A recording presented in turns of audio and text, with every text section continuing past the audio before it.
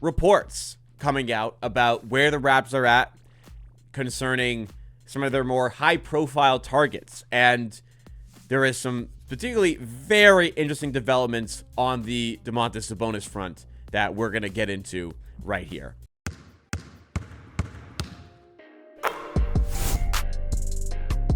Chat's buzzing. Everyone's buzzing. People are wondering what is going on here. And to be honest, at the start of the day, I kind of felt like I don't think this is going to happen, but definitely keep a lookout. It is a distinctly possible chance the Raptors do make a move for Domantas Sabonis before the NBA trade deadline. Absolutely. Now that we have new information, wow, it is feeling like it is getting to be more likely than not the Raptors are going to be trading for Domantas Sabonis. A lot of new information coming out today suggesting the Raptors are strongly pushing to make this deal happen. They want to get off the RJ Barrett contract. They want to get off the Jakob Poeltl contract. And the framework right now is looking like the Kings will be able to take on RJ Barrett and Ochai Agbaji. The Raptors will receive Domantas Sabonis. And then a third team gets involved and receives draft capital in order to facilitate taking on that Jakob Poeltl contract. Really large shame what's going on with Jakob Poeltl. The extension, we're coming into a season where Poeltl would have had a player option at the end of this year. So you could essentially look at it like he was coming up to unrestricted free agency if he did not take that player option, which he was outplaying like a $19.5 million contract. He's probably outplaying a $19.5 million contract. But the extension kicked in, and Poeltl just has not been healthy.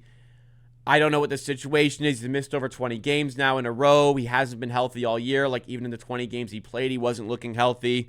Poeltl is a great player. I think Poeltl fits really well with this current Raptors group, so it's a shame that things are transpiring as they are.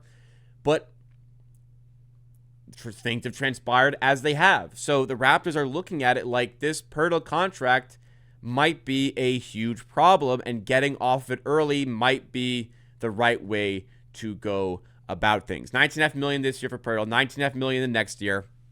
Then it kicks up to near $30 million per year for the 3 years after that, with the final of those 3 years on the extension part of it being a $5 million guarantee. Right as the Raptors are seemingly taking a turn for the better and needing to be buyers, this contract has turned into quite a handcuff for the team, especially on top of maybe overpaying Emmanuel Quickley at the exact same time. But lots of reports, again, that Raptors are pushing for this trade to actually happen. I am getting the sense at this point that I'm starting to feel like this is going to happen. I am starting to believe this is something the Raptors are really pushing to get done, and there is a mutual interest from the Sacramento Kings because they want to get off of Domantas Sabonis. They want to trade him. He wants to go. They want to start fresh while they're also collecting bad contract after bad contract. Like they already just got DeAndre Hunter. Now they're trying to get RJ Barrett. I don't know what the Kings are cooking, but they have a desire to get off of Sabonis. So what would the framework have to look like for this trade to materialize? Let's try and construct it as best as possible here. Sabonis goes to the Raptors, and we have to add in a third team here, actually. We'll do that in a second here. Sabonis goes to the Raptors. RJ Barrett and Ochai Agbaji go to the Kings. That's the current look and framework of it right now. Raptors need to get rid of a lot more salary here because Sabonis is making a lot of money. That is where the third team comes in, because the Kings, as bad of an organization as they are, they don't want the Jakob Poeltl contract. They don't want the Jakob Poeltl contract. And you can understand why that's the case. You just kind of think, hey, maybe the Kings take this contract. No, doesn't look like the Kings are going to take that. Sabonis is making a lot of money though. He's in the $40 million right now for his contract this year. 42.3. Then it goes to 45.4. Then it goes to 48.6. A lot of money. The key here for the Raptors might be this contract ends earlier than the Poeltl contract. Poeltl has 4.5 years left on his contract, with the last of those years being, again, only a $5 million guarantee. Only 2.5 years left on this Sabonis contract. Sabonis is a quality player, no doubt. I'm just not sure about the fit. Is it worth it, though, if you get off Poeltl's contract? Let's add in the third team. When I think of facilitating teams right now, teams that have the cap space to make these sorts of moves, I'm looking at the Brooklyn Nets, especially after the Jazz have made that trade for Jaren Jackson. I'm looking at the Brooklyn Nets to do this. So let's try to make this work by sending Jakob Poeltl to the Nets. Raptors can shore up some of the big depth, I think, here by getting one of the targets they're actually looking for in Day'Ron Sharpe. And now it could maybe start to get a little bit interesting. Do they have this? Wow, the Nets actually have this much cap space to do it. So that is a state of where you can salary dump Jakob Poeltl's contract. The Raptors get in two bigs. They get Sabonis, who, from a pure talent standpoint, is better than Jakob Poeltl. From a fit standpoint, I'm not sure he suits the team as well. But the big thing here is that Sabonis is playing right now. Sabonis is, well, he's actually hurt. But, like, Sabonis, much better runway to get play time and be an impactful player for the Raptors the rest of the way this season. Day'Ron Sharpe is the additional big that this team has been craving all throughout the season.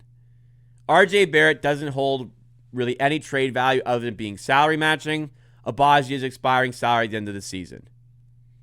Only 1.5 years left on RJ Barrett's contract, half a year left on Abaji's contract. So the Kings get off Sabonis, and there's a quicker pathway to clear cap space. The Nets are the team that get the salary dump here, so draft compensation is going to have to come into play from the Raptors to do this. Not only are they paying to, get a player like Day'Ron Sharpe, they have to pay the Nets to do this. If they're going to do that, sorry, not to the Kings. If they're going to do that, I think it's going to cost a couple first-round picks. I can't see the Nets having any desire to do this with one. With two, maybe it gets a little bit interesting. I think this is the framework that we'd be working with here. Already explained kind of how the players fit in, how the players kind of make this trade make sense.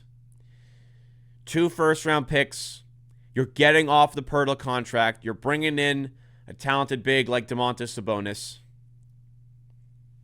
I'm not a big Sabonis fan, but there is a bit of me that is tempted by this. And the reason I'm tempted is because I am very fearful. I've grown to be very fearful of this Jakob Poeltl contract. I've grown to become very fearful about what this contract could look like. The issue that comes up with this trade, from a value standpoint, I think this is fine. The issue that comes with doing this trade is Sabonis, I'm fine to replace Poeltl. You're also losing RJ Barrett. As much as he's salary matching to make this happen, RJ Barrett has been a very impactful player for you this season. And if you're moving away from RJ Barrett, you have sacrificed quite a lot of talent out of your lineup. They have garnered a lot of success with RJ this season. And if you truly want to help to try and make some sort of a playoff push this year, it'll probably be helpful to have RJ Barrett with you.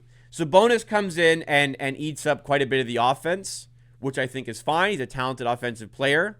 Defensively, I see there being some issues there. But I just wonder, how does this shake up the starting five if this trade happens? Sabonis comes in. There's still really no rim protector there. You'll have Sabonis at the 5. You'll have Scotty Barnes at the 4. Brandon Ingram at the 3. What does the starting lineup become? Does it become Shed and Quickly? I might be able to buy that. Now we're kind of missing some point guard depth by doing that, but I can kind of buy going with a 2-point guard system there. It gets Quickly in his better spot. You have a bit more shirt-up defensive style with Jamal Shed in there. Is there a way you could start Colin Murray-Boyles? Can you play Ingram all the way up at essentially the 2? Quickly, Ingram, Barnes, Murray-Boyles to help with your defense and Sabonis. Sabonis isn't a fantastic floor spacer, so I'm not sure there's enough spacing with a lineup like that, but there's creative ways to make a sort of lineup work here. I'm not sure here. I'm a little torn. I'm not outright against this trade. I'm not outright for this one. You have to remember though, there's a few things we've been looking to do. Get off the Pirtle contract, you're doing it. Adding in size and depth to your center position, you're doing that. Ducking the tax is important. They're doing that. This trade makes them a non-tax team. There's reasons for and against. I'm pretty on the fence here. If this is the trade that happens,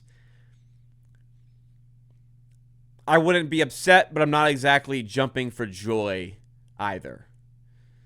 Because I do feel like RJ provides a lot of value here. But Sabonis, Barnes, Ingram, like there's talent there. Like that's a lot of offense. That like you're getting points there. Sabonis screen setting for those guys. Sabonis rebounding for those guys. That's an interesting prospect. I worry about it on the defensive end, but we've been a pretty good defensive team without Jakob Poeltl playing this season. I don't know. Maybe the Raptors can make this one work. Right now on Kalshi, Sabonis is up to a 58% chance to get traded. 59, 58. That's gone up quite a bit today. I don't know. It kind of feels like it's trending towards this happening at some point.